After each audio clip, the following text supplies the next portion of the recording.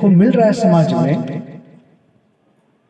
अपना वर्ण नहीं है, दूसरे वर्ण में चले जा रहे हैं। ये प्रेम इसको नहीं कहते। प्रेम, that is the not love. Love is a blind, love अंधा है, लेकिन लव में आकर्षण नहीं होना चाहिए।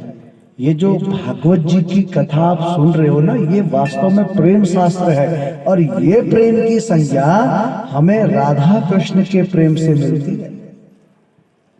राधा और कृष्ण एक ज्योति के ही स्वरूप हैं। एक ज्योति का उधर्व भाग और एक ज्योति का नीचे का भाग। ज्योति एक है लेकिन उसके पार्ट अलग हैं। उन पार्टों को ही कहा गया है राधा और कृष्ण।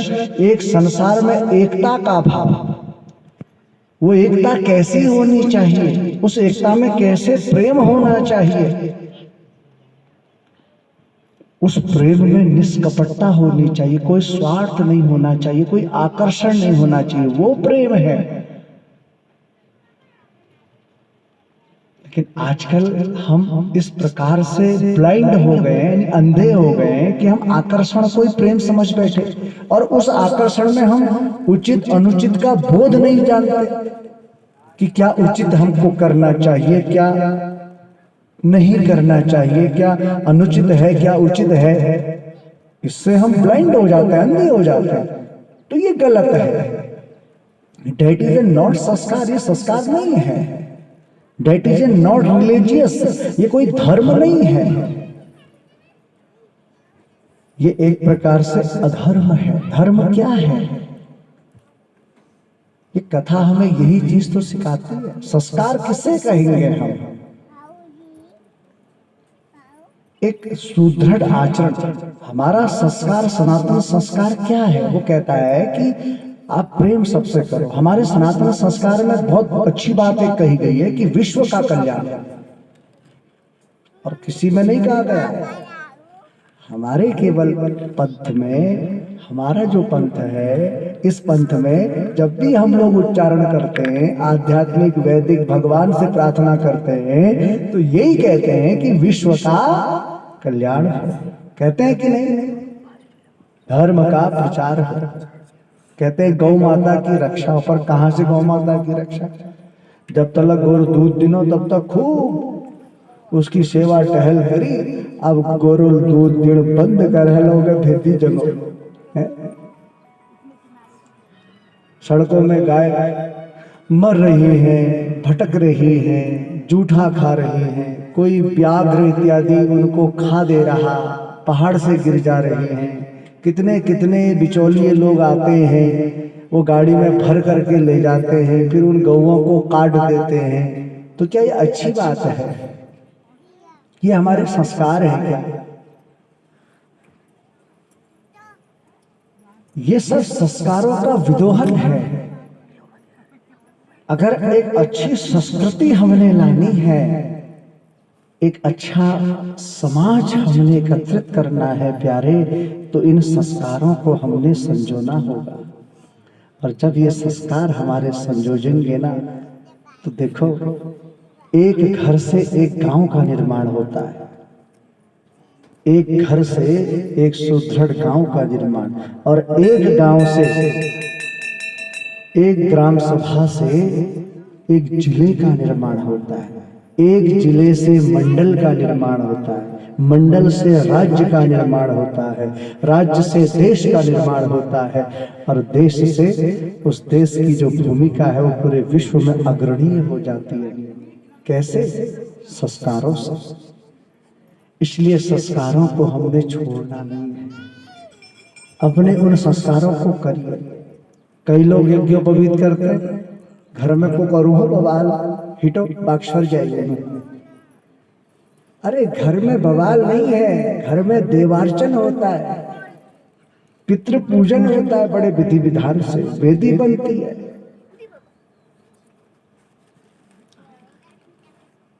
और अनेक प्रकार के संस्कार होते हैं। तो इन संस्कारों को हमने अपने जीवन में उतारना है। ये कथा हमें शिक्षा देती है साहब कि कैसे संस्कार करने चाहिए, किन संस्कारों पर हमने रहना चाहिए।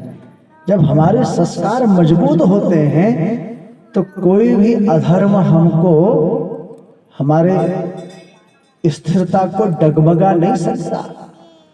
कोई भी पाप, कोई भी विकार हमारी स्थिरता को डगमगा नहीं सकता। अगर हमारे में संस्कारों की कमी हो जाएगी तो ये विकार हावी हो जाते हैं। जब विकार हावी हो जाते हैं तो अस्थिरता आ जाती है, भटकाव हो जाता है, कहां को जाए रास्ता नहीं मिलता। ये सब समझने की बातें हैं। जब हम इनको समझेंगे, एक ही रूप रखेंगे, एकीकृत करेंगे, तब एक अच्छी समाज का निर्माण होता है। बोलिए जय श्री कृष्ण। सुंदर प्रकार से जातकर्म संस्कार किया नंदराय जी ने, और पूरे ब्रजमंडल में बड़ा समाचार फैल गया कि भाई हमारे मुखिया जी के यहाँ तो लाला भयो है। और बड़े प्रसन्न सभी ब्रजवासी। प्रधान जी होते हैं ना हमारे गांव के, जैसे प्रधान जी हैं, तो प्रधान जी के यहाँ पर यदि कोई शुभ कर्म होगा तो प्रधान जी के यहाँ, प्रधान जी बोले कौन, बोले आयोजन होता है तो भले किसी को निमंत्रण पहुंचे चाहे ना पहुंचे, चले जाना चाहिए, क्योंकि वो राजा है और राजा के यहाँ बिन बुलाई चले जाते हैं। तो वैसे ही ये जो मुखिया हैं नंदराय जी, और उस मुखिया नंदराय जी कि जितने भी ब्रजवासी वहां पर हैं सबको पता चली, और सब लोग सज धज करके नंदालय में जाने लगे। सब नंदालय में पहुंचने लगे, और जितने ब्रजवासी हैं सबने बगलबंदी पहनी, पगड़ी पहनी, मुच्छन में ताव दिया, धोती लगाई और हाथ में डंडा लेकर के पहुंच गए नंदालय में। और जितनी ब्रजवासियां, ये ब्रजांगनाएं हैं, इन्होंने भी बड़ा सुंदर श्रृंगार किया कि गोप्यः सुमृष्ट मणिकुंडल निष्कंठय चित्रांबरः पथि शिखाच्युत माल्यवर्षः नंदालयं सबलया व्रजति गिरिजे जुब्यालोल कुंडल पयोधर हार शोभा। गोप्यः सुमृष्ट मणिकुंडल, गोपियों ने भी अनेक प्रकार के 16 श्रृंगार किए हैं। लहंगा, चुनरी, कितने सुंदर परिधान बने हुए हैं। परिधान का भी एक जीवन में बहुत बड़ा असर होता है। ध्यान देना, हमारे जो परिधान हैं, जो हमारे सांस्कृतिक परिधान हैं, जो हमारे चरित्र को प्रदर्शित करते हैं, ध्यान देना, हमारे परिधान से ही हमारे चरित्र, हमारे संस्कारों को पढ़ लिया जाता है।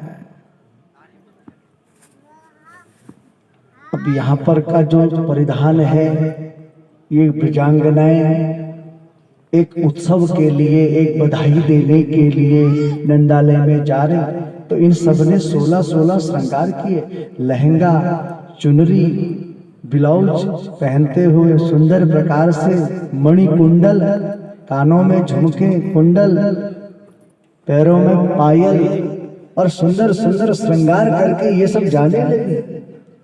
तो ये परिधान है।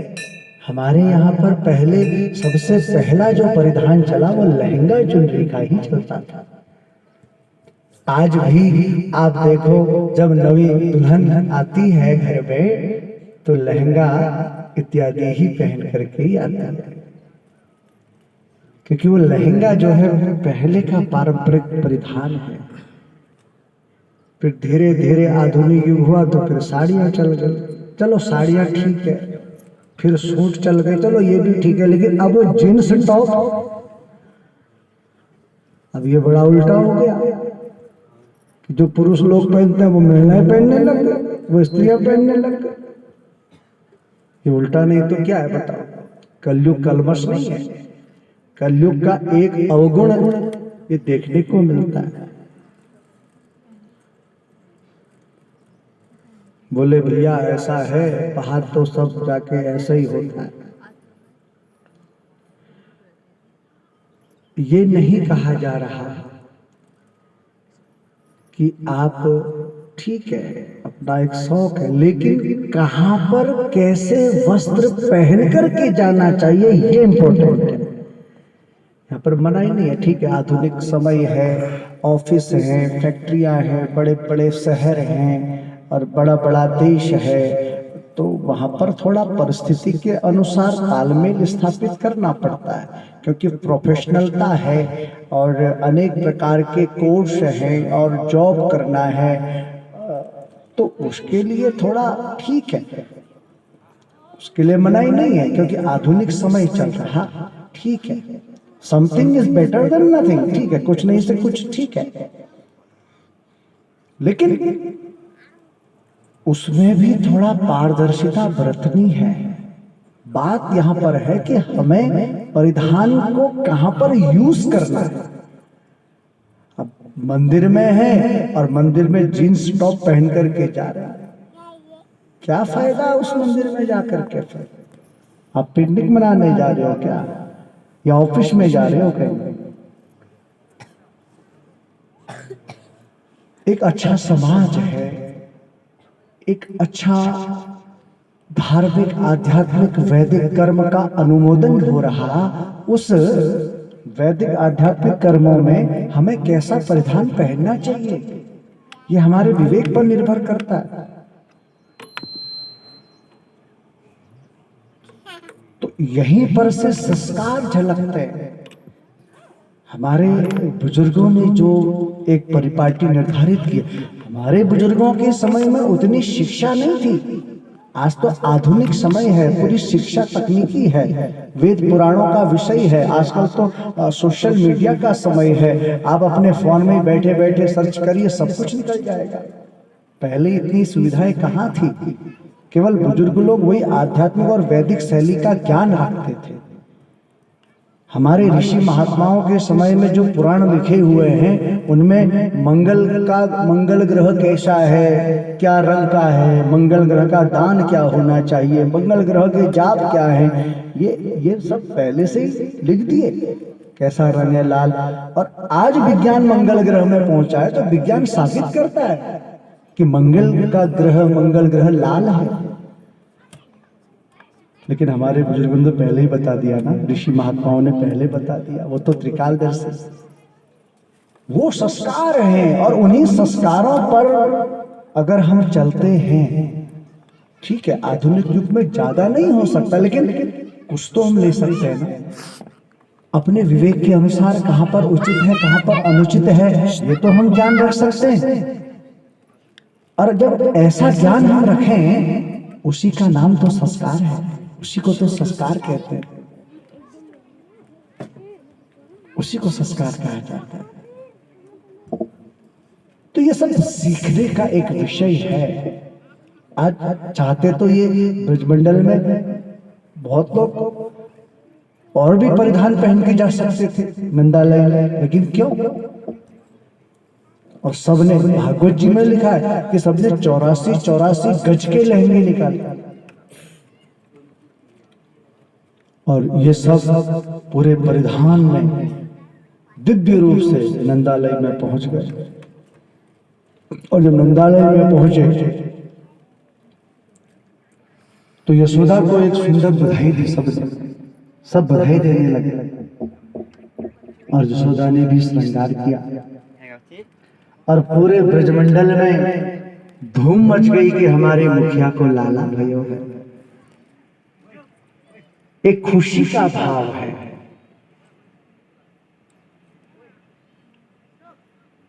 तो ये पूरा अपना जो श्रृंगार है वो श्रृंगार करके सब नंदालय में पहुंचे और यशोदा को बधाई हो, नंदराय जी बधाई हो, नंदराय जी बधाई हो।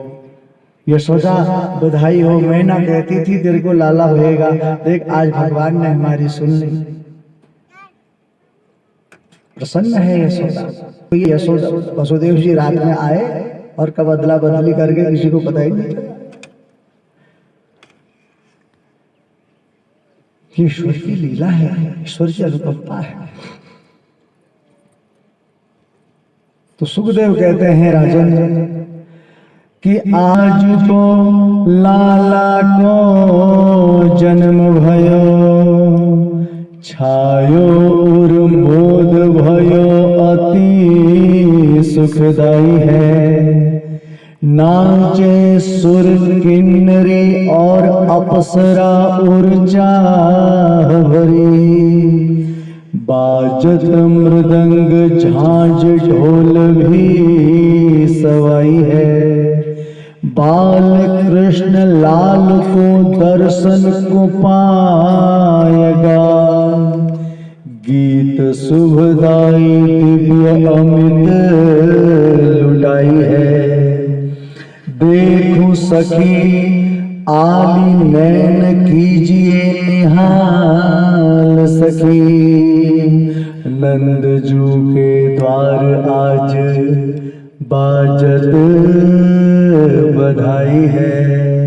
नंदजू के द्वार आज बाजत बधाई है। हे नंद